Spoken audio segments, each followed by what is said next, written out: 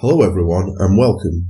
Today we are going to be looking at heroic Fell Lord Zakuun encounter in the Hellfire Citadel. This fight is pretty much how you handle debuffs and dodging waves, as well as a lot of tank damage. In phase 1, position a boss at the side of the room.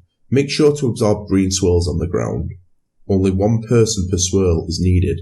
If you absorb the swirl, you will get a debuff called Latent Energy. Make sure with this debuff you do not get hit by any of the boss's mechanics, as it will proc the debuff and do raid-wide damage. Not soaking the swirls will spawn a pillar. These pillars do fire damage on the raid every 3 seconds, and if you stand too close to the pillars they will also do fire damage on you for every 1 second. Also, if the pillar takes a hit from a Wake of Destruction, it will also explode on the whole raid, dealing roughly 200,000 damage to every player.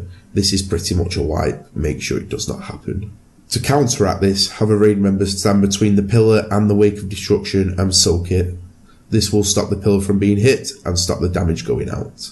Please remember however, if you have the latent energy debuff, you cannot do this. For healers, make sure to heal up any target with the befouled debuff, and if you have this debuff, make sure you are 6 yards away from anyone, as when this debuff is healed up, it will explode dealing damage. For tanks, every time you cast Soul Cleave, he will send you to the Shadow Realm. Make sure you know where pillars are and have a predetermined area you will come back from, as when you come back to the normal realm, you shoot Wakes of Destruction. In this realm you need to watch out for 2 things: Wakes of Destruction which are coming from an orb in the back of the room, and Shadow Rings which are easily jumped over. When phase 2 starts, have your tanks stack up together as the boss now cleaves. He has also gained 30% increased haste, as well as his axe pulsing fire AoE damage on the raid. Make sure your tanks rotate CDs for this phase. A new debuff has come out, Seed of Destruction, which will target around 4 to 5 raid members.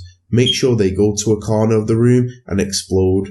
When they do so, they will each shoot Wakes of Destructions out of themselves. Make sure they are loosely spread. Phase 3 begins at 30% health. The only real difference between phase 1 and 2 is he mixes both the phases together, and he's also trucking your tanks for an extreme amount of damage. I recommend bloodlusting and using a second potion here to get through this phase as fast as possible. Don't panic, and it's a pretty easy kill. Good luck and have fun.